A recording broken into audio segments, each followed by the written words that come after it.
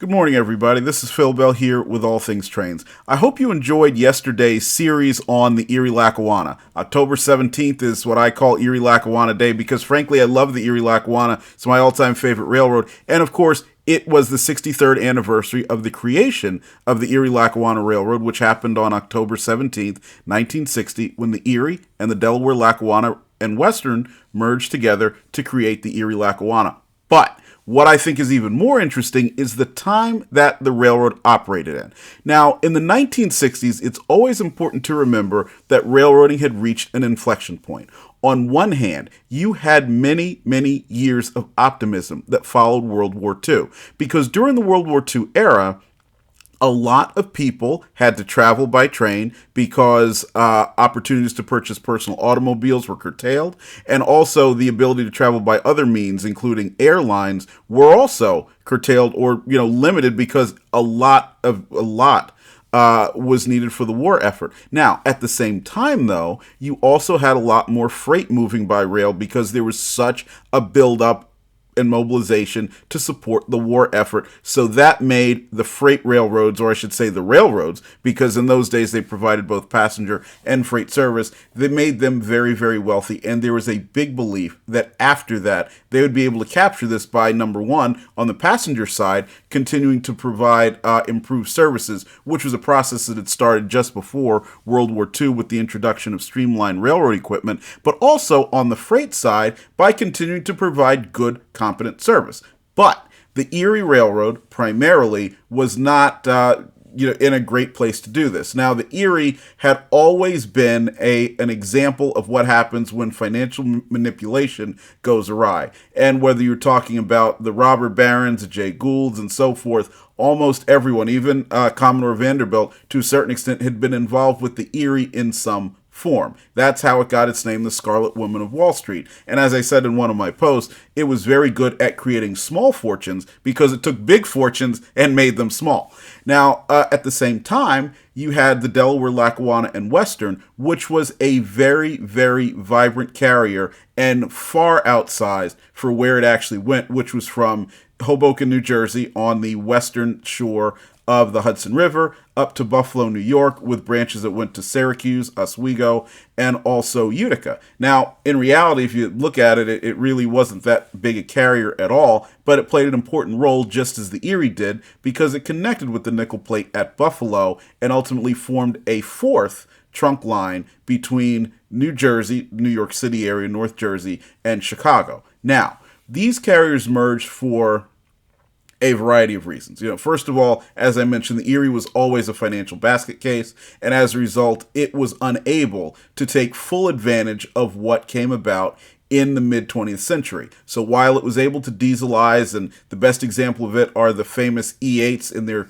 two-tone green paint, along with the Alco PAs and so on, it was also not able to reap the full benefits of that in mechanization. That's because it just simply never had the money. And that's even after being part of the Van Sweringen brothers' Allegheny Corporation empire and technically being a subsidiary of the Chesapeake in Ohio. And the Chesapeake in Ohio was, of course, such a strong driving force financially, thanks to its coal access, that it became the C in today's CSX. So you had the Erie, which is, again, a terminal basket case. Now, the Lackawanna, on the other side, it never was able to do what a lot of people had really thought it would, which was merging with the Nickel Plate Road. In fact, it had purchased a large block of stock per H. Roger Grant's book, Death of an American Railroad, which tells the Erie Lackawanna story and where I got a lot of my knowledge on the carrier itself. The DL&W had a large block of nickel plate stock, but it could never make a merger work. And ultimately, the nickel plate ended up being swept into the growing Norfolk and Western and being a large part of its operations and remains so today. So where does this leave the DL&W? Out in the cold. So the DL&W, the Erie, and the Delaware and Hudson get together and do merger studies. And this would have been a great combination because now you'd have a carrier that has a main line to Chicago, that has duplicate trackage on the way to Buffalo, which could be rationalized. Now, if you followed us here at All Things Trains, you know we are not by any means a fan of rationalizing track. We'd never tear up track. We think it's stupid to tear up track, but they believed at the time that tearing up track was a good idea because reducing the amount of track out there would lower operating costs and lower property taxes, which in New York State, where the Erie, Delaware, Lackawanna, and Western, and the Delaware and Hudson were big, New York State has long been a predatory jurisdiction as far as taxing railroad property and remains so to this day in 2023. So, getting rid of duplicate track, especially across the southern tier between Binghamton and Hornell, would have been able to save some money. And also, adding the Delaware and Hudson in, you had access to New England through the Mechanicville Gateway outside of Albany, and also into Montreal and ultimately the port there. So theoretically, this new carrier would have been able to compete in the same lane as the St. Lawrence Seaway and potentially siphon some of that traffic off at Montreal rather than simply seeing it go away, as the Erie would have seen as that was created. But something interesting happened during this merger study. Turns out the Delaware and Hudson, which was the smallest of the three carriers, was also the most financially stable and ultimately would have been the biggest part of the merger. So I want you to think about that for a second. You've got two big venerable businesses in the Erie and the Delaware, Lackawanna, and Western. You have two management teams that are proud. They're used to being the people who are going to run the show, and then they get told, look, if you do this deal with the third guy, the guy who you think is just kind of, some little railroad out there, those managers are actually going to be in charge. Those shareholders are going to be the ones holding the largest piece of the pie, and ultimately the Erie and Lackawanna told the Delaware and Hudson to pound sand. But don't worry, because the D&H would be back later. So in 1960, October 17th, the Erie and the DL&W merge, and it creates the Erie Lackawanna, and it is instantly filled with problems because the Interstate Commerce Commission had a number of, and I believe it was the ICC, not another agency, but there were a number of labor protections that the unions had fought for. So ultimately, while the company was able to come together and legally merge, it technically really wasn't merged because a lot of the original operations had to continue while the court battles were being fought out. And so this cost the new company, which was, again, as we know, made up of a couple of companies that weren't in great shape. It struggled to get out of the gate, and this was ultimately just yet another example of what would help keep the Erie Lackawanna from ever realizing what the consultants and managements of its predecessors had hoped would happen. Now, the Erie Lackawanna only had, as I recall, one profitable year, and I think the amount of money they made was $3.8 million. And it operated for 16 years, so, you can tell 1 out of 16 probably isn't very good when you're a business that's supposed to be a for-profit business. And there wasn't a mechanism, at least at the time, for making it into a nonprofit organization.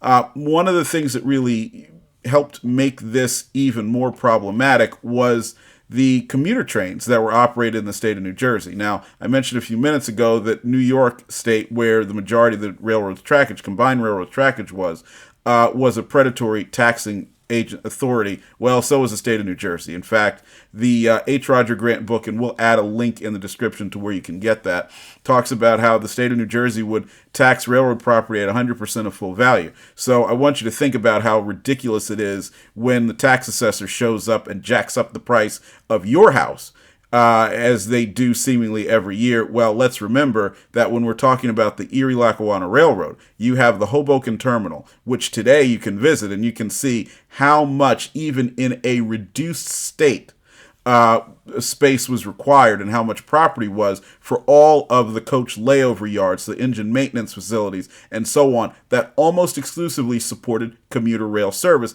and to a lesser extent, the small and dwindling passenger rail business, which was trains such as the Lake Cities and the Phoebe Snow, originally the Erie Lackawanna Limited.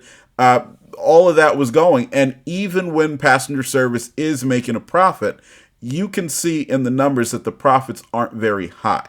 So the amount of revenue that has to come in to cover these taxing authorities that just decide they are entitled to it, to money that isn't even there, just because they sat there in Trenton, was insane. And so this is one of the things that really helped the Erie Lackawanna struggle. Then when you leave the Hoboken area and you go north, so through Bergen County, through Passaic County and the like, and you see the infrastructure that's still there as part of today's New Jersey Transit Main Line and Bergen County line, just for what's there for passenger service, you could see again the tax burden was very, very high. Then I want you to add to it what was necessary for freight service.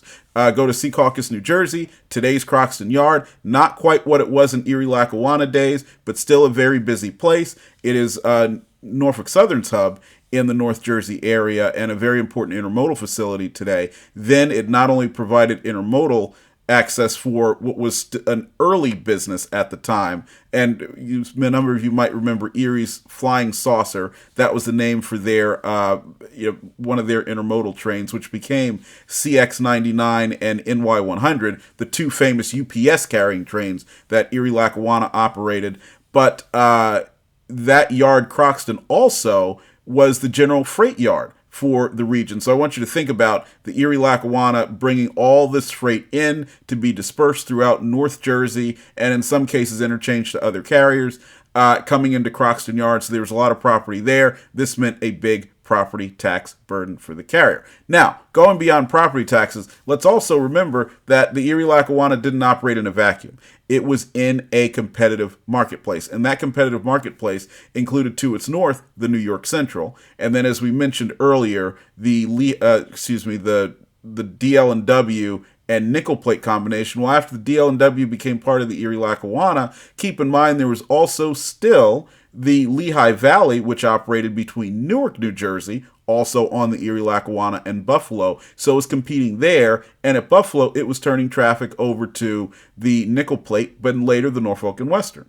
To the south of the Erie Lackawanna, you had the Pennsylvania Railroad, who controlled the Norfolk and Western.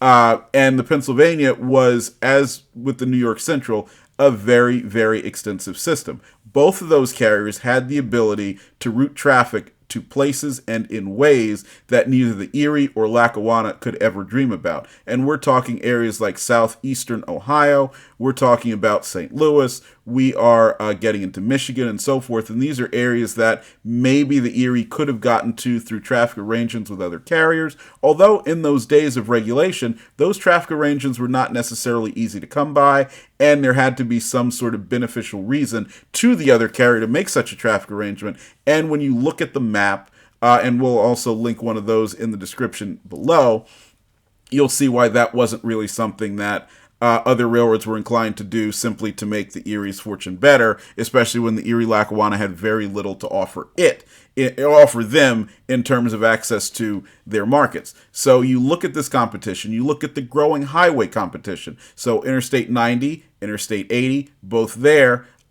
going through the service territory, and to a certain extent I-70, even though it starts in a more southerly way, it did provide competition as you get into Ohio and Indiana. You can see how the Erie Lackawanna was a relatively small fish in a big pond, and it really had to swim upstream in order to succeed. Now, there's one other thing that I also want to talk about that made the Erie Lackawanna's life challenging, and that was rate divisions. Now, today, as in years past, when railroads share traffic, and that might mean I own the railroad from point A to point B, you own the railroad from point B to point C, we've got to move cars from point A to point C, we will divide the amount of revenue that is paid for movement of that car between the two railroads. Now, this should be an easy process, right? If I take it 500 miles and you take it 250 miles, I'll get the majority of it and you'll get a little bit, and then that's it. And that would make sense. But keep in mind that railroads have added costs that go beyond simply what we call the line haul, that would be from point A to point B, of moving the car. And those costs are what it takes to classify cars in yards and also take them down the last mile to the shipper's dock or even to a transload facility. So I want you to think about this. If you're someone like the Erie Lackawanna Railroad and a lot of your operations are in New Jersey and New York State, what you have is an area where there's a lot of terminating traffic. That means you have not only large yards like Croxton Yard, but you have smaller yards like the one in Hillburn, right outside of Suffern, New York, just above the New Jersey border. All these yards cost a lot of money, not only in the property taxes we were talking about earlier, but also just simply to operate. You need switchmen to throw the switch. You need brakemen to get down and throw the switches. You need engineers to operate the locomotives in these yards. You need crews. You need a lot in order to keep this going. And so the more cars that are coming into a terminal area, the higher costs that you're actually going to have. So while on one hand, you really want to be in some place like the New York metropolitan area because you say, hey, there's a lot of people here, there's a lot of businesses, there's a lot of opportunity to do this. Keep in mind that the amount of money you're going to have to spend to get those cars off the main line and to some place where a customer can get at them is going to be very high. And here's the added problem. If you're the Erie Lackawanna, you have to now figure out some way to get a higher portion of that rate to cover those costs at the end of the run or at the beginning. Maybe you're originating cars from there as well. So this is tough, especially when the other railroad that you're dealing with says, well, hey, you only moved at 1,000 miles, I moved at 2,000 miles, and so I should get the majority of this. And when you say, yeah, but I've got all these terminating costs, it's tough. You don't always get that. And the eastern railroads, Erie Lackawanna was one of them, but also the Pennsylvania, New York Central, Baltimore, and Ohio, they suffered from this when it came to traffic that was coming from the south. Now, we know the Erie Lackawanna didn't go very far south. In fact, I think the furthest southern point is probably Summit, New Jersey, which is very, very well ensconced in the North Jersey area. But that didn't mean they didn't get traffic that came up from the southeastern United States from railroads like we've been talking about in our main series, the Seaboard Coastline, and so on. So that traffic came up. It spent the majority of its time on the southern railroads. Then it gets interchanged to the Erie Lackawanna someplace like at Croxton Yard or nearby. And then they've got to take it a relatively short distance, maybe even less than 100 miles before they've got to get it to a customer's loading dock or facility. And so that meant they were either taking losses on a lot of this traffic, but they had to handle it by law, or they were making very little profit, not enough to sustain the infrastructure that was there. And so this is just one of the final things that really did handicap the carrier. But I shouldn't say coup de grace. I'd say the other two factors that were important, the first came in 1970 when the Penn Central declared bankruptcy. And once that happened, the Penn Central did not have to make its payments for cars moving interline. And so that left the Erie Lackawanna with a big deficit. And in those days, while now we tend to think of CSX and Norfolk Southern as ultimately the successors to all these carriers in the Northeast, not interchanging with each other very much. In those days, the Erie Lackawanna, the Penn Central, Delaware and Hudson and so forth, they all interchanged with each other a lot at a variety of places. So that meant if the Penn Central was able to either withhold paying making interline payments or delay paying those accounts, then that impacted the Erie Lackawanna's ability to operate because so much of the money that it would have been getting from this traffic that it is sharing back and forth wasn't coming in. But the other thing was Hurricane Agnes in 1972. And I've read many accounts. Now, I'm 42, so I wasn't alive for Hurricane Agnes, but that was a major storm that went all the way up the mid-Atlantic. That tore up a lot of railroad tracks, including the Northern Central, which at one point was a major connecting, if slow, line for the Pennsylvania Railroad that got a lot of its traffic out of the D.C. area up to the larger portion of its system across Pennsylvania. A lot of people that had nothing to do with railroads were heavily impacted by Agnes, and Agnes took the last of the Erie Lackawanna's meager monies that it had set aside for capital improvements and the like just to get its railroad running again. That put it in bankruptcy and ultimately on the path to where it would be included in Conrail. But one more thing I want to talk about before I go, because this is a relatively short video for you, is Derico. And Derico was a very, very interesting arrangement that I think it merits its own half-hour show, and we're going to do that at some point in the future. But Derico, which was basically stands for Delaware and Hudson Erie Lackawanna Company, was a subsidiary created by the Norfolk and Western in order to take control of a lot of the so-called weak sister railroads. And now we're talking about the Erie Lackawanna itself, the Delaware and Hudson, the Boston and Maine, Jersey Central, and the Reading. All of these railroads were in a lot of trouble. Almost none of them were profitable. If they were, it was only on maybe a quarterly basis. And I want to emphasize why I keep talking about profitability. Now, a lot of you out there, especially if you're liberals, probably look at profits and say, well, profits are evil and we don't understand why they matter. And, as long as I had heard somebody say, well, as long as everybody's eating, it's okay. No, no, no. Profits are important, not just from a moral reason, because a profit shows that people value your service much more than it costs you to provide it, but also from a practical reason, because you need the profits in order to reinvest in your system. And when it comes to railroads, this is more important than almost any other business, because I want you to think about this. If you operate something like a bank, you have a really easy ability to operate with relatively little in the way of capital investments. As long as your building isn't falling down, as long as your vault is secure, as long as your computer systems are secure, and you can reasonably use your furniture. People come in your bank, they have to sit down, the counter has to be in relatively good repair. But if things get a little chipped, a little damaged, a little dingy, and so on, it's okay.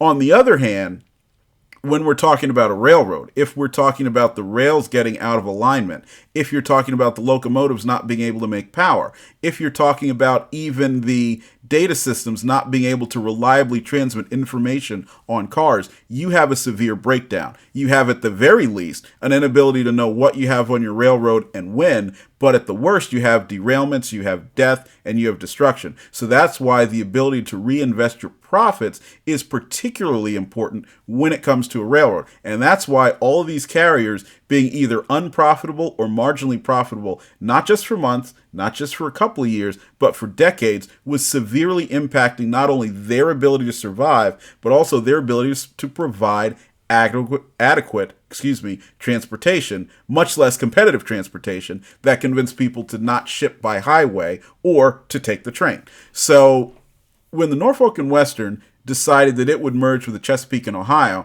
which, by the way, had that actually taken place, would have been a dramatic game changer for the entire industry, with two titans, two coal hauling, titans, from the Pocahontas region, moving coal out to the Virginia Beach, Hampton Roads area, and then getting into Ohio, where both carriers had a lot of trackage, ultimately reaching Chicago on three different routes, because you had the Wabash, which was part of the N&W, the Nickel Plate, also part of the N&W, and then the Chesapeake and Ohio, with the Chesapeake and Ohio of Indiana, which was a small line, but under that may have very well become a very important artery for it.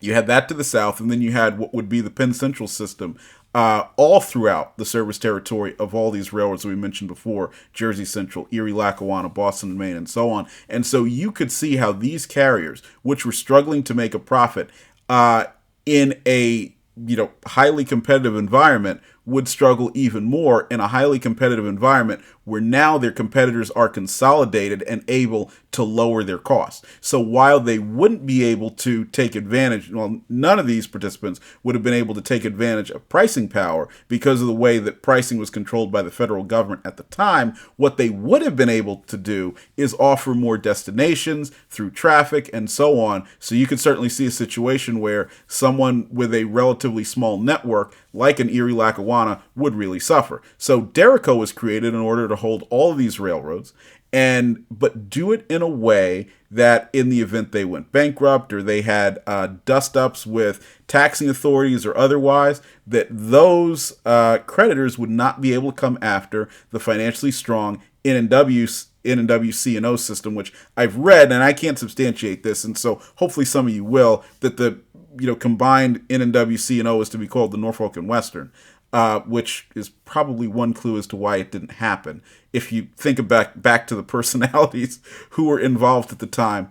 But basically it was designed to protect them while also allowing them to take control of these carriers and just basically make a home for them. Now, this wasn't exactly the Interstate Commerce Commission asking for this to happen was not exactly a new thing, because we remember what has been referred to as the forced inclusion of the New Haven into the Penn Central, that was another example of where the Interstate Commerce Commission decided, well, we've got to do something to help these carriers that are struggling. So when the Pennsylvania New York Central decided to merge, they said, the only way we'll let you do it is if you take the New Haven too. Well, the same conditions were being applied to the N&W and the C&O, and of course it was to take all these railroads. Now, ultimately what happened was the Boston and Maine decided it didn't want any part of that, and so they stayed independent, went bankrupt themselves, ultimately came out of bankruptcy, and got swept into what would become Guilford, Pan Am, and is now part of CSX. The Jersey Central, which was controlled by the Reading, which itself was controlled by the B&O, and that was under the control of the Chesapeake in Ohio, ultimately did not join as well because the merger didn't happen. So therefore, Jersey Central, Reading, the other components wouldn't be there. But there were two railroads that did. The Erie Lackawanna is one, and the Delaware and Hudson. Remember them from about 15 minutes ago? Yeah, they were the other part of Derico. They became wards of the N&W, and then they ended up having N&W leadership, whether we're talking about Joe Nykirk and John Turbyfill, who helped to, Nykirk was the operating guy, Turbyfill, financial, and both of them would go on to become vice chairman of Norfolk Southern. They were playing key roles at the Erie Lackawanna under Jack Fishwick, who led the company. He himself would also go on to become the head of the N&W and make some very inflammatory comments about small railroads like the Bangor and Aroostook, basically saying, look, there was no reason for them to exist. That's probably what he's best known for these days. But he was a very astute railroad man and did a great job leading the Erie Lackawanna. And I was actually privileged to get a letter back from him when I wanted to bring the Erie Lackawanna back as a shortliner regional. I wrote to him and asked him if he would join the board of directors. Now, I was a pretty naive guy, didn't realize, he was quite a bit older at that time and probably was, beyond the years of board service, but also, I didn't understand what it really was to be in the leadership position of railroads in this era, in this state. So it's certainly something he probably would not have wanted any part of. But I was privileged to get a letter back from him, politely declining. But you could tell he had read what I sent him and so forth. And, knowing how important to the industry he is now, that's something I count as being a great honor.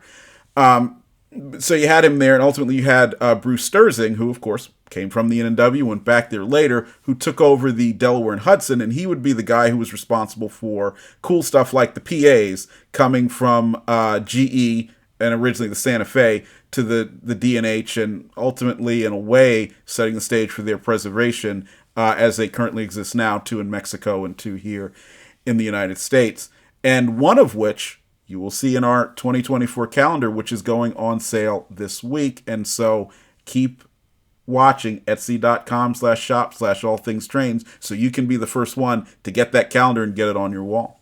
So that was the Derico era, and Derico did a few very interesting things. That's what led to the PAs, D&H's PAs coming on to the Erie Lackawanna, which apparently made the D&H people very unhappy, and the Erie Lackawanna E8s going up to the D&H. Another example of it are the nickel plate 759 and Reading 2102 steam trips that took place on the Erie Lackawanna. Now, I've heard through the Erie Lackawanna mailing list, which I was a member of for years, and a lot of the discussions that the EL really wasn't a big fan of those steam trips, but because they were controlled by the N&W, and the N&W loved the steam trips, that's why they happened there. So for those who weren't necessarily big fans of the N&W taking over the Erie, or thought maybe it wasn't perhaps the best partner because of that, there were some neat things that came about. But the most tangible, which in at least one case you can still see, was that the N&W did provide capital to the Erie Lackawanna in the form of new locomotives. So the SD45Ms, which most of us call SDP45s, the first order of those, which had dual control stands, of which the at least number 3639 survives at the Virginia Museum of Transportation. You saw that in our Facebook post, and if you didn't, go over to Facebook and see. And by the way, the cool thing about it is you look at it really closely. You can see the Erie Lackawanna striping and lettering prominently under the Conrail blue. So you have just so much history in one locomotive that's accessible to the public easily. Go to the Virginia Museum of Transportation in Roanoke and you can see it. They funded that. Now, it's been said they did it by taking dividends from the T&H, which would show, again, how they wanted to be as financially uninvolved as possible. But ultimately, none of this saved the Erie Lackawanna, and on April Fool's Day 1976, it ended up becoming, I say the majority of it went on to become part of Conrail, and the railroad, or the company itself, ultimately would spend the next 20 years paying debts down, making distributions to debt holders, and going out of existence. And, that's all she wrote. But today it still does play an important part in the transportation infrastructure in the East. So if you're in New Jersey, go visit the Hoboken Terminal. We've done some videos from there. It really is a cathedral of transportation, and it's really neat in that you can visit the Hoboken Terminal and Grand Central Terminal in the same day. You can compare and you can see what the contrast was between the two different railroads and how, the folks on the other side of the river, on the New York side, yeah, they were quite a bit wealthier, and it shows just in the way that things were done. But also, at the same time, you can also see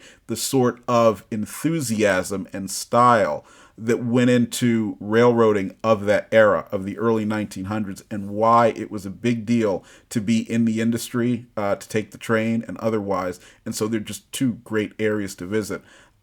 You can ride tourist trains. Go up to Honesdale, Pennsylvania, and there is a great tourist railroad there. I can't remember the name of it now, but it's been the Sturbridge line, the Lackawaxen and Sturbridge, and so on. It is a great line to visit. They have several former Canadian Pacific FP7s. One of which is painted up in Pennsylvania dark green locomotive enamel, aka Brunswick Green, aka the Brunswick Green PLB microphone that we've got right here. They have a BL2, which is still in Bangor and rustic colors and has been for many years. And remember, the BL2 is a very rare locomotive, so not only will you get to see one, but you can ride behind it. And they have a great collection of equipment, whether we're talking about a variety of cabooses from several different railroads, that are in tremendous shape, but it's also just a great line to ride. And I remember doing that as a teenager years and years ago. And here's a little I don't know if they do this now, but they had a train robbery take place in the middle of it. And now I know today you're probably thinking that was crime. Somebody actually was trying to rob the train. Back then it was actors on horses, and it was a lot of fun. So tourist trains you take there, also up in New York State, the New York and Lake Erie. A few of them offer those. Of course, commuter trains in New Jersey can ride on the Erie Lackawanna all day. If you go to Chicago, go to Polk and Dearborn, and you'll find Dearborn Station, which is where the Erie Lackawanna's passenger trains would terminate on their western end. That's also where they would be side by side with trains like Santa Fe Super Chief and Chicago and Eastern Illinois and Louisville and Nashville's Georgian. That station still exists. It's long been bereft of track. The track has sadly been gone for decades, and they've kind of made it into it's a little bit of like a shopping mall and mixed-use retail development. So if you're like me and you want to smell some diesel fuel and creosote and so forth, you're not going to get that satisfaction, but you will be able to see the building, which is very, very unique in its design, and not far away is Union Station. So take your camera, get some shots of Dearborn Station, and also go on over to Union and see where trains are still operating today. You've heard plenty here about how Chicago is a great place. And finally, if you're in Cleveland or if you're near Cleveland, go to Cleveland Union Terminal. Cleveland Union Terminal was the last place that an Erie Lackawanna passenger train outside of the New Jersey-New York commuter zone operated.